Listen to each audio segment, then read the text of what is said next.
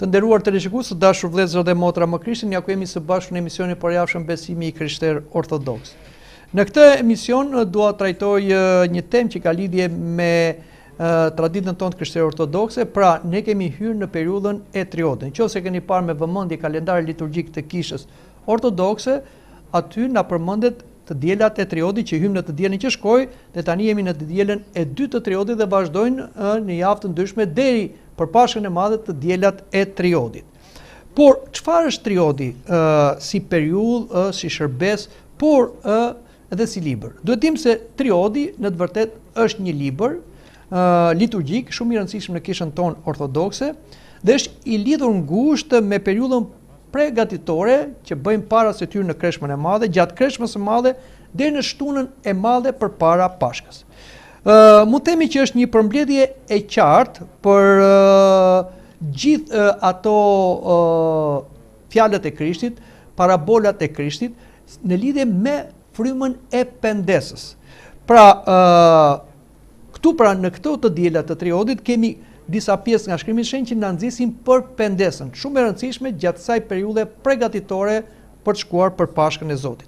Triodi si libër, po dhe si shërbes, u formua gradualisht në kishën ortodokse, duke filluar që nga shekulli i 5 dhe në shekullin e 9, kontribuan shenjtor të mëdhenj dhe të spikatur, siç është Shën Andrea i Kretës, Shën Kozma i Majumës, Shën Joan Damaskini, Shën Teodor Studiti.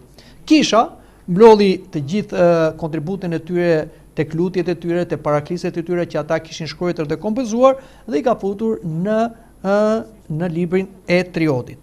Triodi si fjalë vjen nga greqishta triodion, që do thot triode.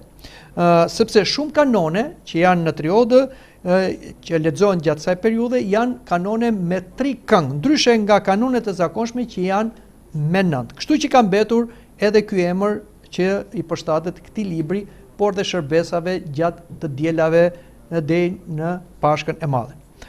Triodi u krijua për të ndihmuar besimtarët hynë gradualisht në një gjendje pendese, për urësie dhe përgatitje shpirtërore për Pashkë. Shikoni se si kisha na përgatit në një kohë relativisht të gjatë, pra për disa javë, derisa të shkojmë te Pashka e Madhe. Nuk është thjesht një përgatitje nga jashtë, por përgatitje nga bota e brendshme që fillon me ndërgjesimin e mëkateve, pendesën, rrëfimin.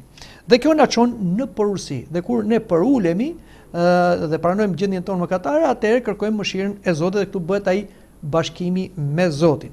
Duhet dim se triodi përfshin disa shërbesa dhe këto shërbesa, si thash, kanë karakteristikat e tyre të veçanta dhe në çdo të diel përmendet një nga parabolat e Krishtit. E diela e parë e triodit na përmendet parabola e publikanit dhe fariseut për të treguar nga vetë Krishti një ngjarje që 2 persona krejt të ndryshëm, njëri fariseu dhe tjetri tagambledh, shkuan në tempull për të lutur Zotin. Fariseu shkoi në qendër të tempullit dhe filloi të lutet duke krenuar veten, duke përmendur virtutet e tij, madje duke gjykuar dhe tjerë dhe duke gjykuar një tagambledhës ose një doganier. Dhe ndryshe nga fariseu, doganieri rinte në fund të tempullit, nuk e ngrite as kokën lart, godiste gjoksin në shenjë pendese dhe thoshte një lutje shumë të shkurtër. Zot mëshiro mua mëkataren. Dhe kjo lutje e tagambledhësit është lutja bazike e kishës. Por Krishti tha, ky pra tagambledhësi shkoi i pajtuar me Perëndin dhe jo ai tjetri, se kush do lartësohet do të porulet dhe kush do porulet do të lartësohet. Pra, në periudhën e parë ose dielën e parë të triodit, neve mësojmë që të heqim dorë nga sëmundja e fariseizmit, që është mburrja, që kap fatkeqësisht besimtarët. Dhe të mësohemi që pavarësisht arritje mund kemi në jetën tonë shpirtërore, gjithmonë përpara Zotit jemi mëkatar dhe kemi nevojë për pendim dhe për porositë, siç ishte edhe doganieri. Po le të vim dhe tek e diela e dytë që në kishën tonë e festojmë këtë të diel që vjen, që quhet e diela e djalit plank prishës. Në dielën e djalit plank prishës na thuhet një tjetër parabol, një nga më të spikaturat që ka thënë Zoti Krisht, dhe sipas shenjtorëve mjaftonte kjo parabol dhe do të japte gjithë mesazhin e ungjillit. për na treguar se një atë kishte dy djem, një djalë të madh dhe një djalë të vogël, por djali i vogël i kërkoi pasurinë dhe i ati e la të lirë, ja dha pasurinë dhe ai shkoi dhe prishi pasurinë në jetë plank prisi. Por atje u kujtua për atin, për mirëqenien e familjes tij dhe u mendoi të kthehet prapë tek ati duke thënë: "Atë nuk jam i den të quhem bir, pranom si një nga shërbëtorët e tu." Por ati e pranoi me dashamirësi birin e vet dhe e ktheu prapë në dinjitetin që kishte si bir dhe bëri pjesëtar të familjes.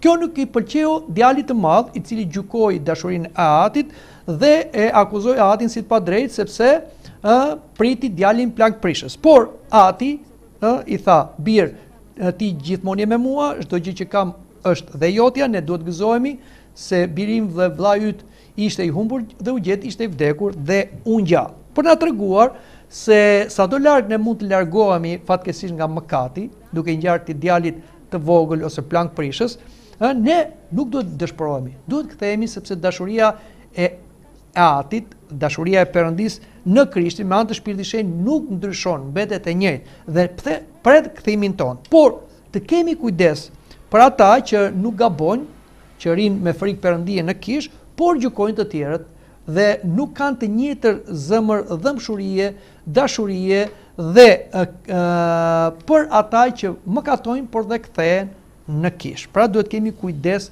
nga gjykimi dhe përjashtimi ndaj të tjerëve, sepse kjo na rrezikon të humbim dashurinë e Perëndis.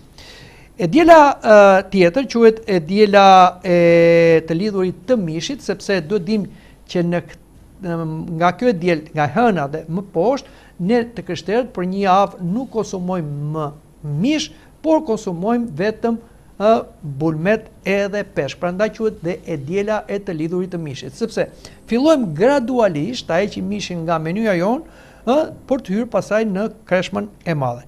E diela e tretë e triodit quhet e diela e gjykimit, sepse është e diela ku ne kujtojmë ardhen e dytë të Krishtit, që do gjykojë të gjithë njerëzimin të gjallë dhe vdekur, por gjykimi do fillojë nga shtëpiakët e Perëndis, na thot Apostulli Petro, nga populli i Perëndis, nga populli i krishterë. Dhe do dalim në gjyq përpara Krishtit dhe ai në parabolën e gjykimit të fundit na tregoi kush janë kriteret e këtij gjykimi. Zoti në këtë gjykim nuk do të na kërkojë të bëjmë mrekulli të mëdha, të lëvizim male në gjalljen të vdekur ose të mbajmë përmendsh mësimet e shkrimit ose doktrinën e kishës, por na kërkojnë gjëra të thjeshta që i bëjmë në emër të besimit. Isha i uritur më dha ta, isha i jetur më dha të pi, isha i zhveshur më veshët, isha në spital më vizituat, isha në burg erdhën më parë. Duhet thonë njerëzit e drejtë për dallimtar, të cilët i harrojnë të mirat që bëjnë. Ku ishe ti o Zot që ne ti bëm gjithë këto gjëra? Atëherë Krishti do thotë, çfarë keni bërë këtyre njerëzve më të vegjël, pra njerëzve në nevojë, njerëzit të përjashtuar, njerëzit vulnerabël, që bota i përjashton dhe quhen për asgjë, ma keni bërë mua. Shkoni në gëzimin e atit tuaj, pra hyni në mbretërinë e Zotit. Pastaj do filloj gjykimin me grupin tjetër, grupin e besimtarëve, por të cilët janë hipokrit, egoist, dhe do t'i thotë të njëjtat kritera, por në të kundërt. Isha i uritur dhe nuk më dha ta, isha i etur nuk më dha të pi, isha i zhveshur nuk më veshët, isha i smur nuk më erdhët, isha në burg nuk më pat. Atëherë këta njerëz hipokrit do justifikohen. Po ku ishe ti o Zot që neve nuk t'i bëm këto shërbime? Atëherë Krishti do thotë njësoj si me të drejtët. Çfarë nuk ja keni bërë këtyre më të vegjëlve, pra njerëzve në nevojë, s'ma keni bërë mua. Shkoni në ferë të përgatitur për djallin dhe për angjit e tij. Pra, duhet tim se e diela e triodit na tregon dhe për ardhin e dytë të Krishtit. Në simbolin e besimit ne themi presim ardhin e dytë të Krishtit dhe gjykimin e botës. Por duhet dim se ne nuk duhet presim kohën e fundit ose ditën e fundit të botës, sepse ndoshta ne nuk e arrim atë, por ne duhet dim se ardha e dytë e Krishtit për ne është dita e vdekjes sonë. Dita e vdekjes nuk është gjë tjetër veç një portë e cila hapet dhe të prezanton me Krishtin si gjykatës. Prandaj Krishti na thotë, rini zgjuar dhe jeni gati, se nuk e din ku vjen i Zoti i shtëpisë. Pra, gjithmonë duhet jemi gati me besim dhe me vepra, sepse mund të jetë dhe dita e fundit dhe dita e gjykimit për neve.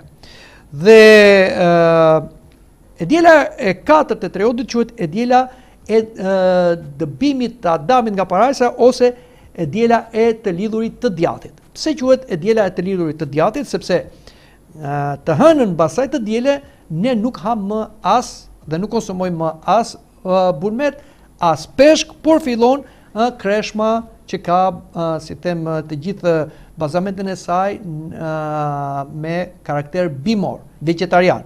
Dhe është një kreshëm e fortë që fillon me ditën e parë dhe të dytë që quhet e hëna, e marta, e bardhë, pra do thotë është një agjerim i plot për ata që kanë mundësi ta mbajnë, dhe vazhdon pasaj ditë të tjera një kreshmim asketik pa vaj, vetëm të shtunë dhe diel mund të konsumojmë vaj dhe verë, dhe është një kreshëm 40 ditore.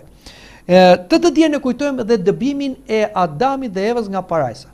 Kush ishte shkaku që Adami dhe Eva, që është si them çifti i parë i gjithë racës njerëzore dhe prindrit e racës njerëzore, mund të themi, që u përzun nga parajsa? Është mosmbajtja e ligjit kreshmor. Zoti tha Adamit dhe nëpërmjet Adamit tha Evës, hani nga gjithë pemët e kopshtit, po mos hani nga pema e të mirës dhe të keqes. Nëse do të hani prej saj do të vdisni.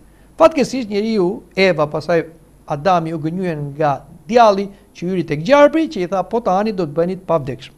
Njeriu hëngri nga ky frut, por jo vetëm që nuk u bë i pavdekshëm, por ai u bë i vdekshëm duke sjellë degën të gjithë raca njerëzore dhe duke u përzën nga parajsa, nga kopshi i kënaqësive, pasojë që i vuajmë edhe ne sot e kësaj dite. Prandaj, në këtë të diel ne kuptojmë sa i rëndësishëm është ligji kreshmor, që thotë ha nga këto ushqime, mos ha nga këto. Në kishën tonë ortodokse, doktrinën e krishterë, nuk ka ushqime të mallkuara, as pije, as mish. Por ne me liri të plot, sipas mundësisë dhe pas urdhëresës në jep kisha, ne nuk ham disa ushqime që kanë bazë shtatëzore, që kanë kalori dhe që janë dhe në produktet, siç është dhe bulmet e gjitha, por ta mbajtur trupin në një gjendje apatie, që të ngrem shpirtin dhe kështu të fillojmë neve të kontrollojmë gjendjen tonë shpirtërore, të konstatojmë mëkatet, pasionet, të pendohemi, të përulemi, të rrëfehemi dhe të bëhemi gati për të pritur Krishtin e ngjallur për Pashk. Le të flasim edhe për dielën e 5 të triodit. Kemi hyrë pra në dielën e 5, jemi në periudhën kreshmore.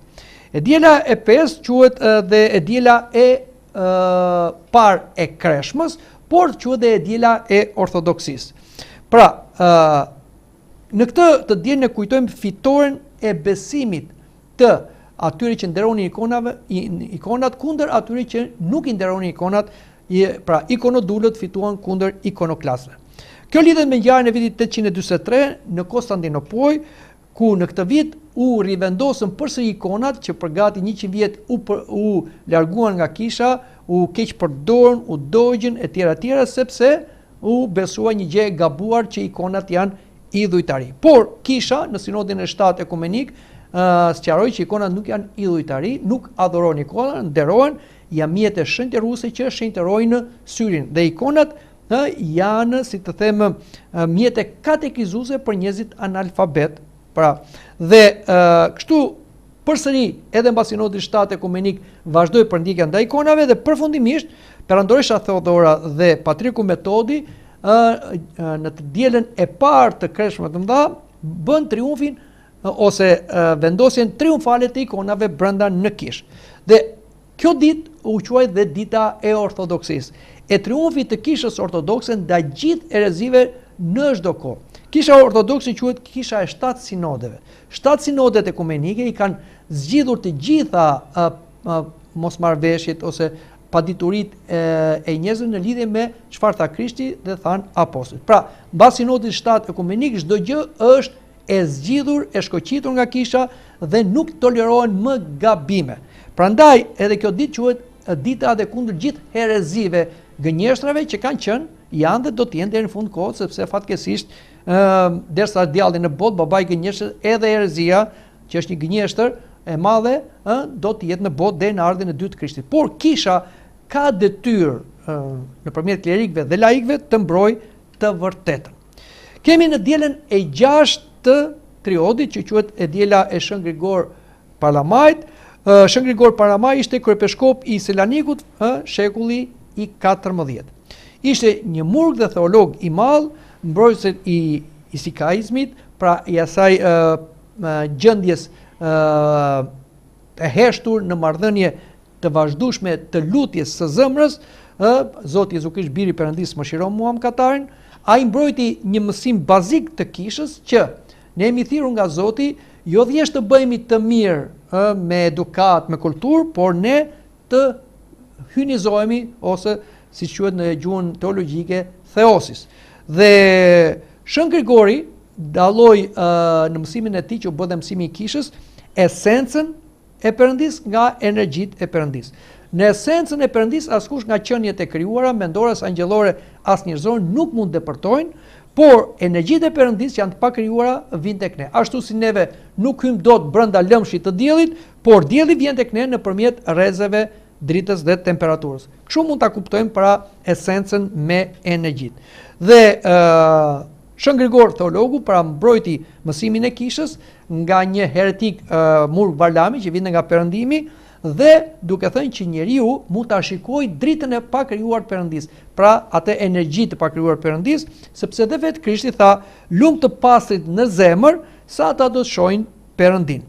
Pse kujtohet Shën Grigor teologu gjatë kohës së Kreshme? Kujtohet sepse qëllimi i Kreshmës është që të pastrojmë veten, të pastrojmë zemrën nga mëkatet dhe pasionet nëpërmjet instrumentit dhe mjetit të Kreshmës, që nuk është vetëm nga stomaku, por është nga gjitha mendimet, dëshirat dhe veprimet, që kështu pra të arrijmë të pastrojmë zemrën që të shohim Perëndin ose Perëndia të na shfaqet në energjitë e tij të pakrijuara.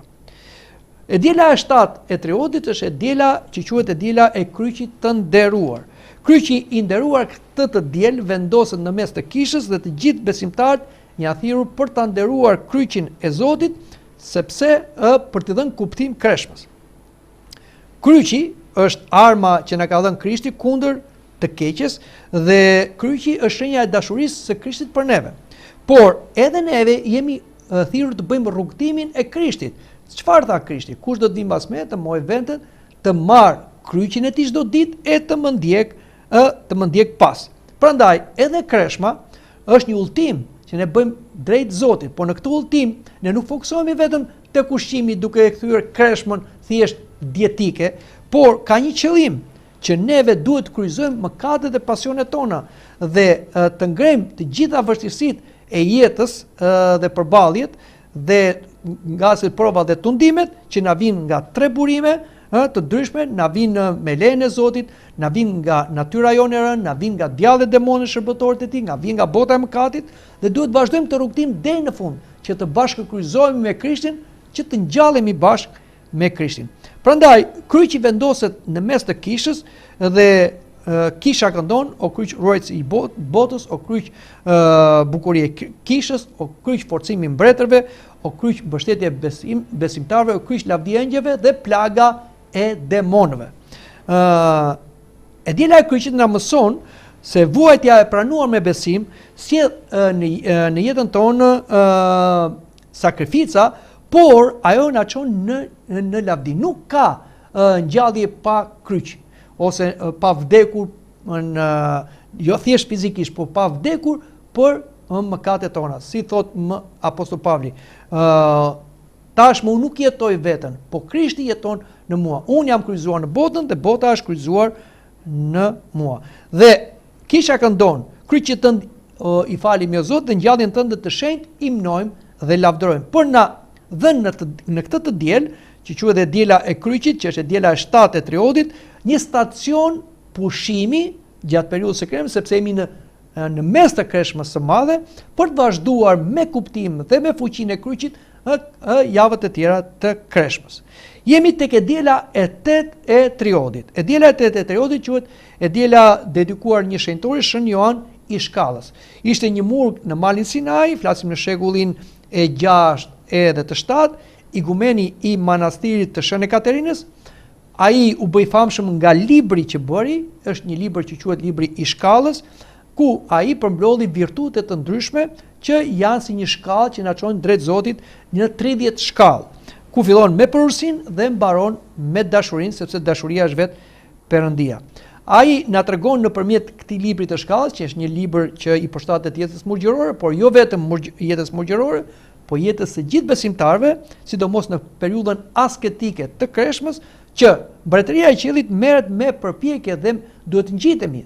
Çfarë thot Krishti? Dy janë rrugët. Një është e lartë e përpjet dhe vështirë për të ngjitur, shumë do dëshirojnë pak do arrin, njëra është e të pjetë dhe shumë shkojnë atje. Pra, ne duhet ngjitemi në rrugën e virtutit, duke filluar me përulsinë dhe pastaj shkallë, virtute mbas virtute, të arrim në atë virtutin më të lartë që është dashuria, që është vetë Perëndia.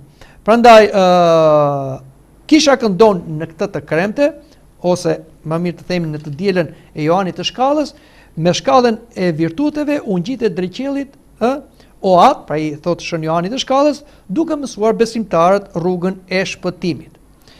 Bim tek e diela e 9 e Kreshmës, që quhet e diela e Shën Maria Egjiptianes.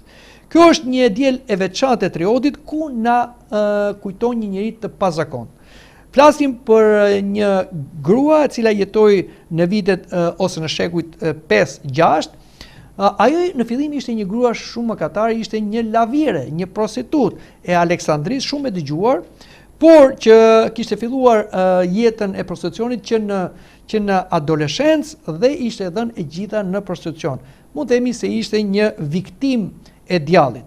Por me një ndërhyrje hyjnore, ajo u pendua, u rrëfye për mëkatet e saj dhe kërkoi ndihmë nga Virgjëresha Mari që ndryshoi jetën. Dhe për këtë arsye, asaj ju dha që të shkonte thellë në shkretir. Dhe shkoi në shkretir dhe qëndroi atje për 47 vjet. Na tregohet për jetën e saj nga Murgu Zosima se për 17 vjet ajo në shkretir vuajti tundime dhe ngasje për aq vite sa kishte mëkatuar, dhe mbas 17 vjetës dhe gjithë vitet e tjera në shkretir ajo i kaloi në paqe dhe me lutjen e saj ajo mbronte botën dhe u kthye në nën oshënare. Për na treguar sa fuqi ka pendesa. Mëkatet e njeriu janë të rënda, janë të vdekshme, por asnjë mëkat nuk mund të tekalojë dashurinë e Zotit. Dhe gjitha mëkatet shfuqizohen nga mëshira e Zotit, nga gjaku i Krishtit në kryq, që e fitojnë këtë falje me anë të pendimit, rrëfimit. Dhe prandaj është shumë i rëndësishëm në këtë periudhë që të gjithë të krishterët që kreshmojnë, mos të fokusohen vetëm te kreshma ushqimore, por te diagnostikimi i mëkateve tyre dhe tek ajo shërbes aq e rëndësishme që është në kishën tonë ortodokse, sidomos gjatë kësaj periudhe të kryejmë misterin e pendim rrëfimit. Të pendohemi e të rrëfejmë mëkatet tona. Perëndia është dashuri. Madje atje ku mëkati është më i madh, dashuria e Perëndisë është më e madhe, na thot apostulli Pavli.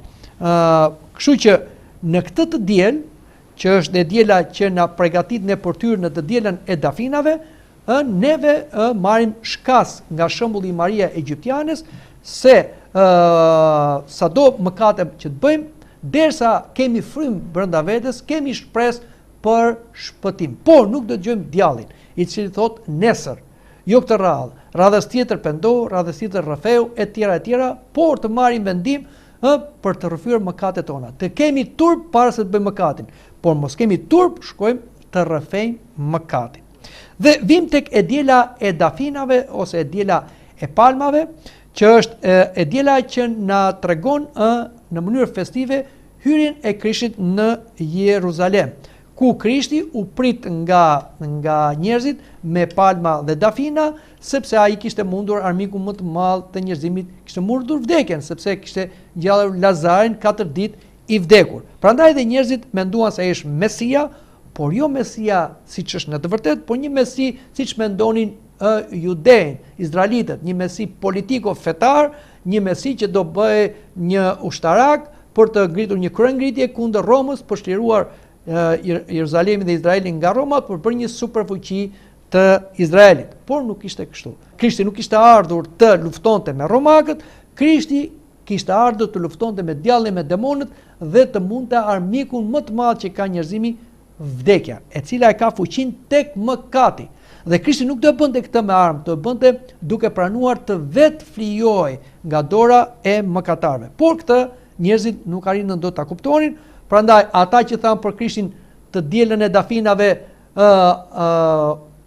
Hozana më të larta, ata të premten do thonin kryqëzoj. Prandaj kjo është një e diel që dhe neve të krishterët e festojmë, edhe ne në këtë ditë ngrejmë shenjat e triumfit, dafinat, palmat, sepse Krishti mundi vdekjen, armiku më të madh, por është dhe një diel gjykimi për gjithë neve, sepse ndoshta neve ngjajmë si ata judejnë në atë kohë që kur hyri Krishti dielën e dafinave thanë Ozana, por ata pastaj kur Krishti nuk i pranoi ofertat e tyre për të bërë një mbret i Izraelit sipas mentalitetit i Izraelit, ata thanë shna duhet ky le të kryqëzohet. Kështu edhe neve, kur Krishti është i mirë me neve, na i plotson lutjet, na jep shëndet, punë e mirëqenie, themi nuk ka si Krishti ynë, Ozana më të larta. Por kur Krishti na flet për qortim, për korrigjim, për pendes, për rrëfim, për asketizëm, për kreshëm, për përdëllim, për falje të armikut, etj, detyra shpirtërore, themi këto janë të vështira,